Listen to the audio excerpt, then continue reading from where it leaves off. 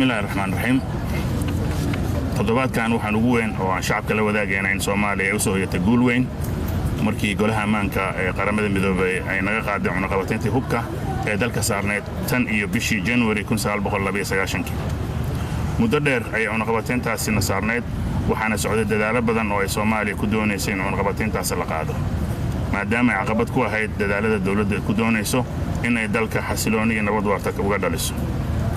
dawladda federaalka ee Soomaaliya haatan jirta ayaa dadaaladii ugu dambeysay cunaqabataynta lagu qaaday xoojisay tan iyo sanadkii hore ugu dambeeyna dadaaladaasi waxay noqdeen kuwo miro dhal ah kowdii bishan December ee sanadkan ku jirna 2023 dawladda Soomaaliya waxay u mahad celinaysaa dhammaan xubnaha golaha ammaanka qaramada midoobay codkaasi muhiimka ah Soomaaliya u meelmariyay waxaana dawladda federaalka ee Soomaaliya sidoo kale ka go'an inay waajibaadkeeda si buuxda uga soo baxdo marka ay timaado maareynta iyo xakamaynta hubka si aanay gacmo qaldan u gelin in Soomaaliya laga qaado cunaqabataynta waxa la socda faa'iidooyin badan oo ay kamid yihiin kow la dagaalanka argagixisada iyo sugidda ammaanka Soomaaliya waxay la daaladhacaysay caqabado badan oo dhanka ammaanka ah oo ay kamid yihiin joogitaanka kooxaha hagjirka ah sida al-shabaab ee ku xiran shabakadaha argagixisada caalamiga ah sida al-qaacida dawladda Soomaaliya waxay u baahan tahay inay hesho hub iyo qalab casri ah si ay si hufan ula dagaalanto khatarahaasi oo ay u sugto ammaanka xuduudaheeda labo difaaca qaranka qaadista cunaqabataynta hubka waxay dawladda Soomaaliya u sahlaysaa inay dhisto iyo casriyeyso ciidamadeeda qalabka sida taas oo sare u qaadaysa awoodda ay u leedahay inay difaacdo madaxbannaanida iyo midnimada dhuleed ee dalka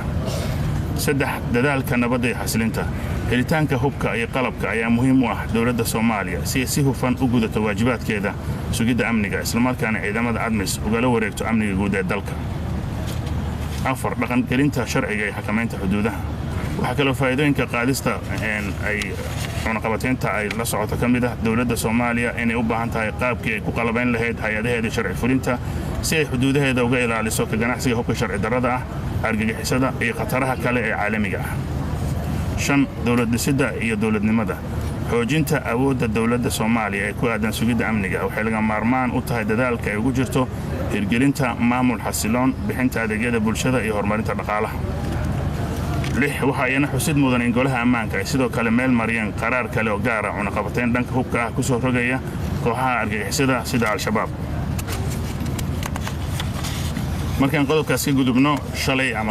waxaa dalka dib ugu soo laabtay madaxweynaha Jamhuuriyadda Federaalka ee Soomaaliya mudane Dr. Xasan Sheekh Maxamuud kadib markuu ka soo qayb galay shir madaxeedkii caalamiga ah ee qaramada midoobay isbeddelka cimilada adduunka kaasoo ka dhacay magaalada Dubai ee dalka isutaga Imaaraadka Carabta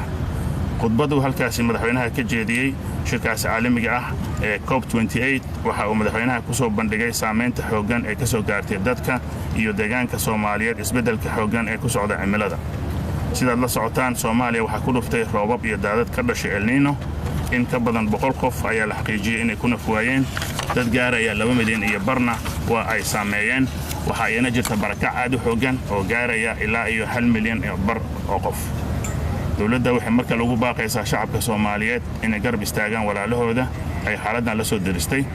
iyadoo dhanka kalena hay'adaha dawladda oo kaashanaya ururada caalamiga ay si xooliya u wadaan gurmadka loo fidinayo dadka ay masiibadan ku dhacday Soomaaliyeed waxaana si darro ah in weli ay socdaan fatahaadahaasi inkastoo dadaalo badan ay socdaan haddana waa qayb ka mid ah dhibaatooyinka cimilada adduunka isbeddelka ku dhacaya ay la timid oo El Niño ay ugu weyn tahay qodobka kale waxa ku saabsan yahay booqasho oo ra'iisul wasaaraha xukuumadda federaalka ee Soomaaliya mudane Xamza Cabdi Barre oo ku tagay magaalada Kismaayo ee dowlad goboleedka Jubbaland socdaalkaasi oo muddo dhowr maalmood qaatay waxa muhiimadiisu ahayd wasaarahana diiradda ku saaray kormeer gurmadka loo fidinayo kumanaan qof ay waxyeeleen fatahaadaha dalka ka jira oo sidaad ogtihiin ay jiraan kumanaan qof oo ka soo cararay ama ka soo barakacay deegaano badan oo goboladaasi ah soona galay magaalada Kismaayo halkaas oo dawladda iyo dowlad goboleedka Jubbaland iyo hay'adaha gargaarka ay isku dayayaan in ay gargaar gaarsiiyaan ama gurmad u fidiyaan waxa kale oo wasaaraha uu markale cadeeyay in dawladda federaalka Soomaaliya ka go'an tahay in si buuxda loogu gurmado dadka ay masiibadan saameysay wasaaruhu intuu halkaasi jooga waxa kale oo booqasho ku tagay degmada Afmadow oo kamid ah deegaanada sida aadka u aafeeyeen fatahaadaha waxa kale intuu wasaaraha uu ku sugnaa magaalada Kismaayo xariga ka jaray dhowr mashruuc oo dawli ah oo loogu talagalay xoojinta maamulka iyo dawladnimada Soomaaliya dhanka kale qaybo badan oo dalka ka mid ah waxaa geesiyaasha ciidamada xoogga dalka Soomaaliyeed oo kaashanaya shacabka ay ka wadaan howlgallo military oo lagu baaxsanayo khawaariijta kuwaasoo guulo badan laga soo hooyay. howlgalla ciidanka xoogga dalka oo kaashanaya saaxiibada caalamiga ka fuliyeen tuulada Hilow Bacaad oo 80 kiiloomitir dhinaca koonfur galbeed ka xigta deegaanka Halgan ee gobolka Hiiraan ayaa waxaa la xaqiijiyay dilka khawaariij tiradooda gaarayso 60. waxaa kaloo ay howlgallo guulo leh ay ciidamada iyo shacabka ka fuliyeen gobolada Baay, Bakool, Galgaduud, Hiiraan iyo Shabeellaha Dhexe. dowladda federaalka ee Soomaaliya waxay shacabka la wadaagaysaa in howlgallada ka dhanka khawaariijta ay sii socon doonaan lana sii xoojin doono iyadoo weliba ay haatan jirto fursad ah marka Soomaaliya laga qaaday cunaqabataynta hubka in tayeynta ciidamadan ay la socon doonto taasna ay qayb weyn ka qaadan doonto in ciidamada tayadooda ay sare u kacdo isla markaana howlgallada la fulinayo ay noqdaan kuwo guulo badan laga filayo. isla dhinaca arrimaha amniga bishan aynu ku jirno 12keeda waxaa magaalada New York ka dhacaya shir madaxeed caalami ah oo arrimaha amniga looga hadlayo oo Soomaaliya arrimaheed looga hadli doono oo ilaa 26 dal ay ka qayb gali doonaan lana filayo in Soomaaliya halkaasi go'aamo aad u wanaagsan dhinaca amnigeeda la xiriira ay ka soo baxaan gaar ahaan howlgallada socda iyo mustaqbalka amniga ee Soomaaliya ay sida ay noqonayaan qaybaha ciidamada ee Soomaaliya iyo howlgalladooda intaba. ugu dambeynna dowladda federaalka ee Soomaaliya waxay weli sii wadaa tallaabooyinka lagu xaqiijinayo amniga magaalada Muqdisho oo haatan muddo laga joogo sanad horumar weyn laga sameeyay sugidda amniga iyo xasiloonida magaalada caasimadda ah. waxaan u mahadcelinaynaa shacabka Soomaaliyeed oo mar walba taageero la garab taagan dowladda iyo ciidamada la'aantoodana aysan suuro gasheen horumarka wanaagsan ee laga sameeyay xoojinta xasiloonida caasimadda. waa mahadsantiin.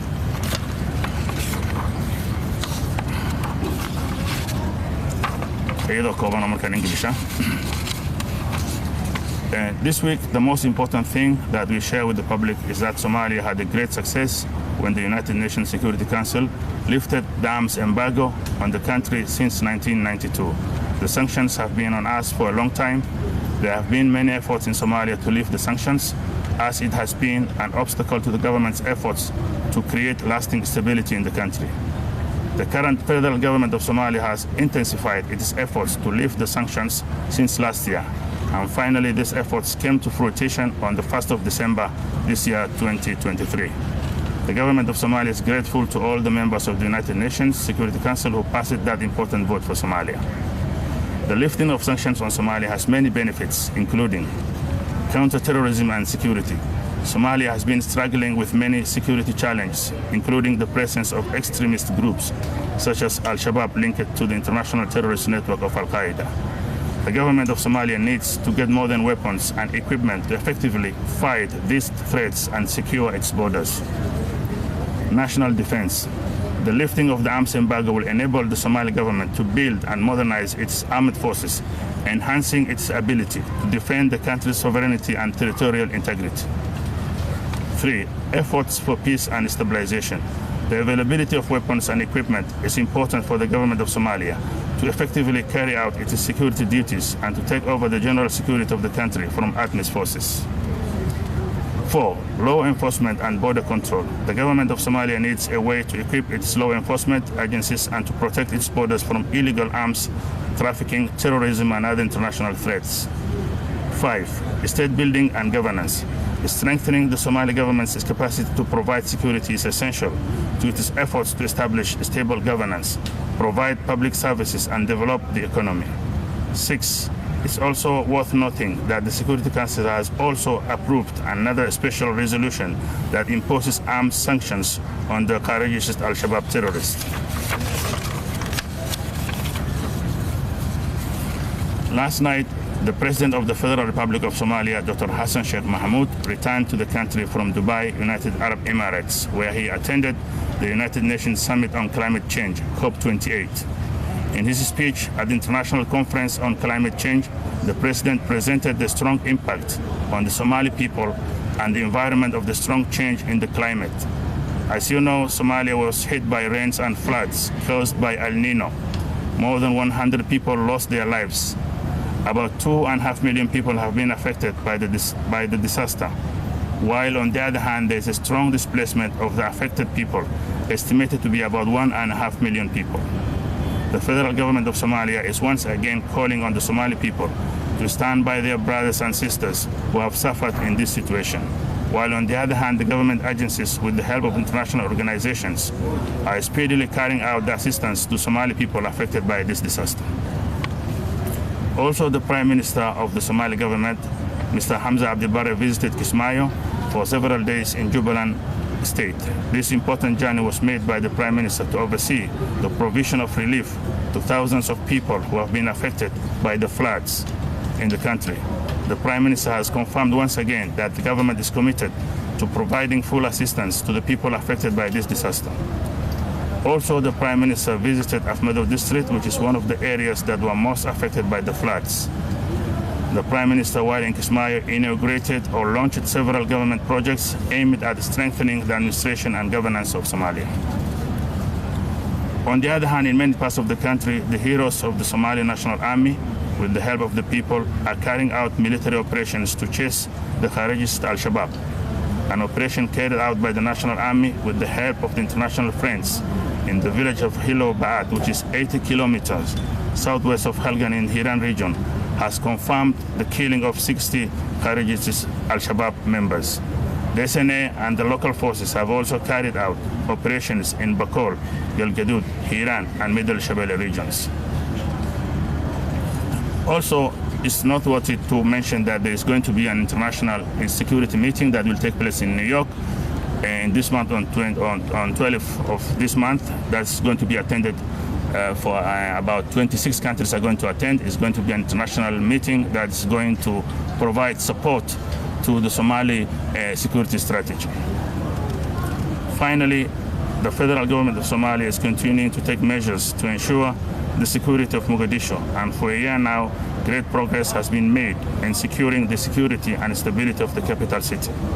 We are grateful to the Somali people who have always supported the government and the military, and without them, the good progress made in strengthening the stability of the capital will not have been possible. Thank you very much. ساعة وزير مجاعي وأنا محمد صومني في الصومالي كبر يا كسبة شركة جرائد وحاب جري من قبتين تهوك اللي قاعدين دولة الصومالية حرب إنهم كويديو dalka dagaal ka socda ee lagu la jiro kooxda al-shabaab dawladana ay guulo badan ka soo yiisay sidee hubka la keeni doono dawladda loogu aamin karaa sidaas si la mid ah hadii dalka hubkaasi la keeno ka waran dawladda hadii ay si qaldan u isticmaasho علشان in ay beelo ku gumaado oo ay beelo hubkaas u adeegsato meeshii loo adeegsan lahaa cadawga dalka ku soo duulay طبعا سؤال waxaan filayaa inaysan waaqiciga ku saleysnayn sababtoo ah dawlad ay xaq u leh inay hubka gacanta ku hayso muddadii Soomaaliya cunaqabateynta ay saarneedna waad ogtahay in ay jirto mar walba wadanka soo galaya in dawladdu ay ka warbixinaysay warbixinadaas ayaana sababay in dawladda lagu aamino in ay hubka si wanaagsan u maamuli karto marka waxyaabaha qaarkood ee propagandada ah ee ku saabsan beelay waxba la hubeynayo waxaan filayaa inay yihiin wararka suuqa oo in wanaagsanaan lahayd in waaqiciga marka hore la cabaaro marka su'aal amaba xaaladda jirta laga hadlayo waad mahadsantahay magacayga waa Shir Cabdi SNTV welcome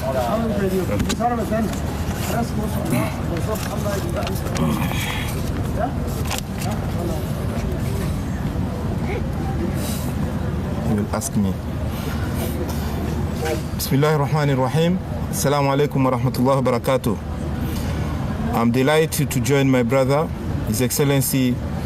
Dhowaada, Minister of Information, Culture and Tourism today to brief members of the press on the latest development in Somalia. As African Union, we are pleased to see Somalia's consistent and steady progress towards taking its place in the international community. The lifting of the 32 years long arms embargo on Somalia by the UN Security Council Resolution 2714 of 2023 on Friday, 1st December, is a demonstration of the trust the international community has placed in the people and government of Somalia. It is a accumulation of several years of sustained progress in Somalia's security reforms and serves as a recognition of Somalia's increasing readiness to take over security responsibilities from ATMIS and international forces. As we celebrate this momentous achievement, I'm reminded of the extensive international support for the lifting of the arms embargo on Somalia. You may recall that the international community from Mogadishu, through the Quartet and other fora, to our respective headquarters in Addis Ababa, New York, Brussels, and capitals advocated for this, as we collectively believe that the embargo was restricting the war against terrorism. So once again, I command the support of the Security Council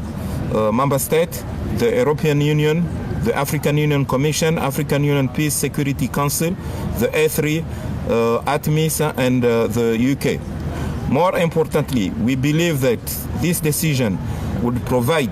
considerable opportunities for Somalia to acquire the requisite capabilities to further degrade and ultimately defeat Al-Shabaab and other armed opposition groups, and those adding safeguarding Somalia's sovereignty and integrity. I would like to highlight that SNA and ATMIS, for the last few weeks, they have been engaged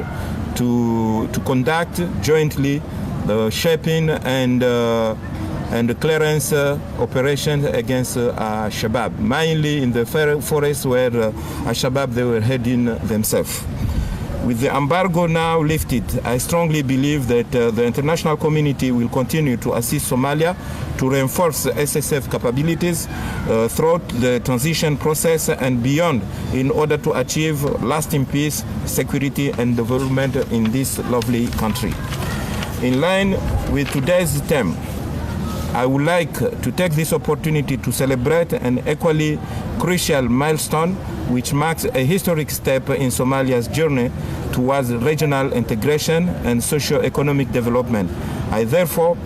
offer my profound and sincere congratulations to the government and the people of Somalia for recently joining the East African community.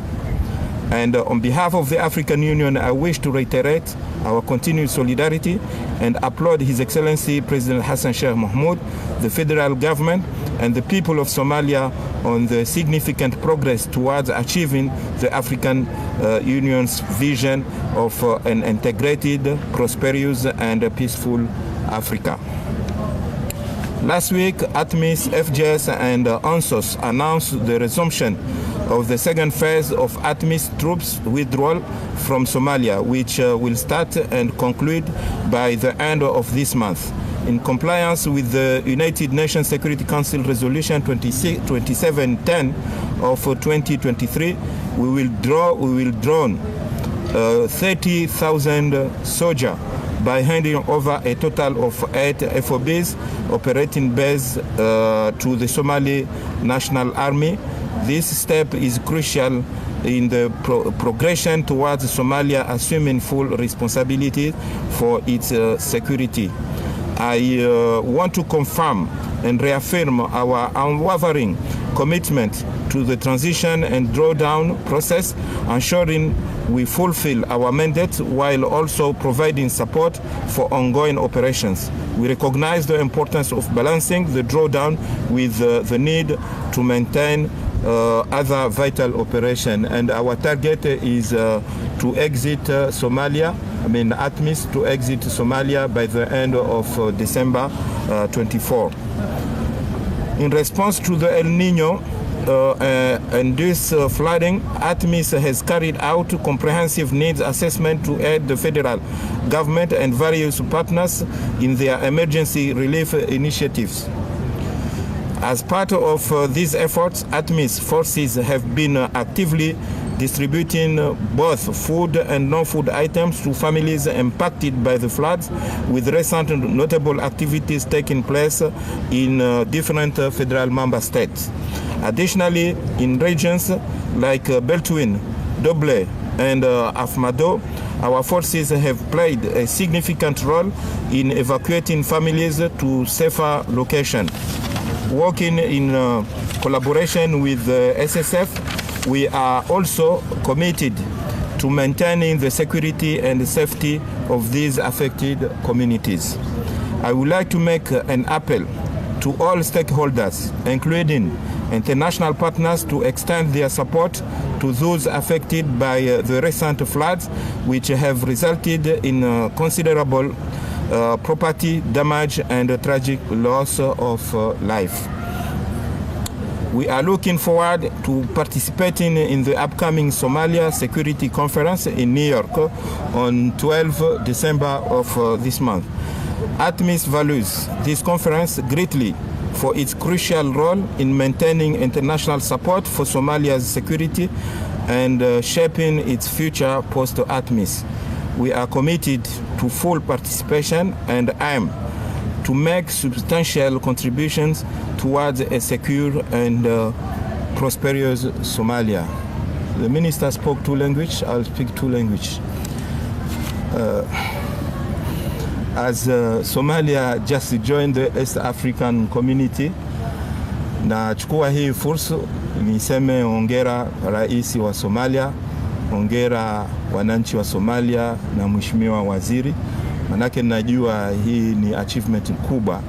katika diplomasi ya nchi hii Somalia.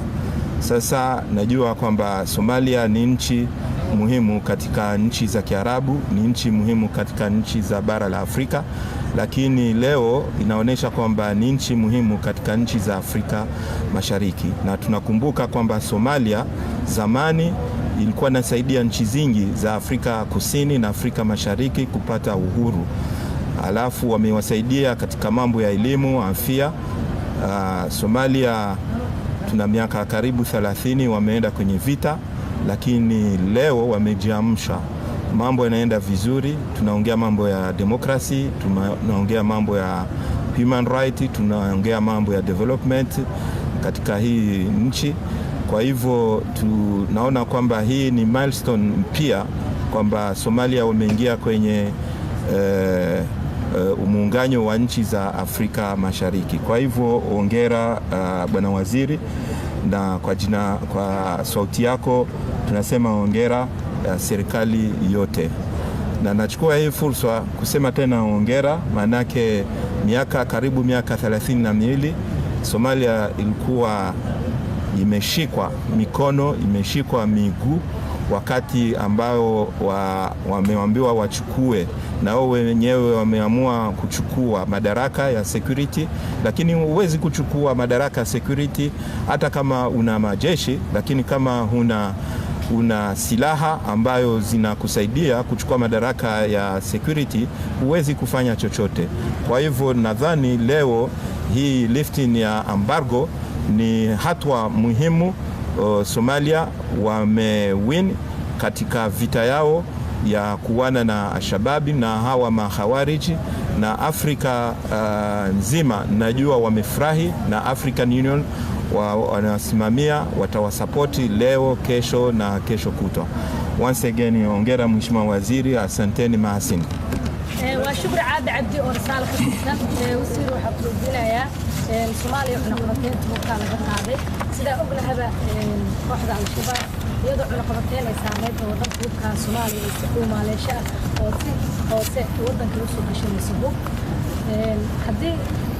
وضن كي لقى قاضي عنا قرطين تبوكا ووضن كبوب سوق دلايو سيدا وحكمات دونتان انتظار بوكا سوق دايرين وسأل شكوات مدى الواضح بس هاشا سؤال كيلو كوكا هاشا سؤال وقت بان لما هاي waad mahadsantahay waad ogtahay marka la qaadayo cunaqabateynta waxa jira tartiibaad ama nidaam la raacayo. nidaamka la raacayo waxa kamid ah in la soo xaqiijiyo wadankaas awood inuu leeyahay in hawshaas qaban karo. Soomaaliya muddadii cunaqabateynta ay saarneed waxay la shaqeynaysay guddi qaramada midoobay ka socda oo arrimaha hubka la socda. taas ayaana keentay ugu dambeynta inay soo xaqiijiyaan in Soomaaliya awooddaas u leedahay, ayna u dhisan tahay dhammaan imkaaniyaadka ay ku ilaalin lahayd hubka, isla markaana ay gacanteeda ugu koobnaan lahayd. waad mahadsantahay. hal qof ugu dambeeya كلاش أمانك عاصمة سوها باقي كان ضد السيدين لكن ما مين صدق الشعب كجار هان كان عصر الحين كعبنا عواقب أمور لأنه كذا الشيء الله يقول قاضي وحاله وأمر حد عصرين كان كاميرون كCCTV غلط تريد هذه سأقول لها إنها سبت أمانك كان عصر حدود إلى السوق محاك كل فتنة السوق أمر كاميرون كحيل حاسس إنه هو حسن عواقب كذا شيء صوابين أي مرتهن تأي كان أصليه نفتكر صح maaha sida warka loo dhigayo dawladda ayada ayaa mas'uulka amniga magaaladan horumarka laga gaaray magaaladan dawladda iyo shacabka oo iskaashanaya ay ku timid go'aanka hadda soo baxayna dawladda waxay qayb ka tahay in lagu ilaaliyo shacabka waxa ugu horeeya dawladda ay maanka ku hayso amaba ay diiradda saarayso hawayaan in shacabka amnigooda la sugo saas darteed ayaan loo soo saaray amarkaasi waana la fulinayaa wixii caqabada ka yimaadana dawladda ayaa ka shaqaynaysa amar walba oo yimaadana way dhacdaa in caqabadii yar ay la kulmaan laakiin ugu dambeyntii wuxuu noqonayaa amar fulaya oo dawladdu ay markaas ku gaarayso hadafkii kale heedaan shacabka lagu ilaaliyo wasiir waa maasantahay hal su'aal rabo inaan ku weydiiyo shirka jirada waxa ku jira golaha ammaanka qaramada midoobay qaraar ay meel mariyeen oo al-shabaab aan qabateen lagu saaray al-shabaab hadda ma lahan meel u gaar ah oo kaga soo dego dadka shacabka ay qayb ka yihiin wadanka ay qayb ka joogaan oo qabateentaasi la saaray al-shabaab waxay soo kordhinaysaa dabcan marka cunaqabateyn la soo saaro qofka haddii la yiraahdo waxaan waa sharci darro oo weli uu haysto hab uu wixii ku sii fulin karo wixii waa sharci darro maalinta la qabto sharciga ayaa la horkeenaya dawladda oo kaashanaysa beesha caalamka iyo weliba hay'adaha amniga iyo weliba maadaama qaraar qaramada midoobay uu jiro waxaa qasab ah in dawladaha caalamka oo dhan ay u hoggaansamaan gudaha Soomaaliya looga hoggaansamo caalamka diska looga hoggaansamo marka haddii sharcigaas uu jiro aad wax uga taraya in lagu xakameeyo shabaab dhaqdhaqaaqooda ugu dambeyn so maybe you can clarify and say the number of forces who are leaving in December 3,000 not 5,000 just to clarify. Yeah, you know that initially this mission ATMIS, when it was established, we had 22,000 and we draw 3,000. We remain 19,000 and recently in June we withdraw 2,000. We are going to withdraw by December 3,000 and those 3,000 were supposed to be withdrawn by September. But it was requested a technical pause, and during this technical pause we have done a lot of things, ATMIS and SNA, to defeat Al-Shabaab. And by the 31st December we are going to withdraw 3,000, and the next step will be June by withdrawing 4,000. Thank you. Mahasin.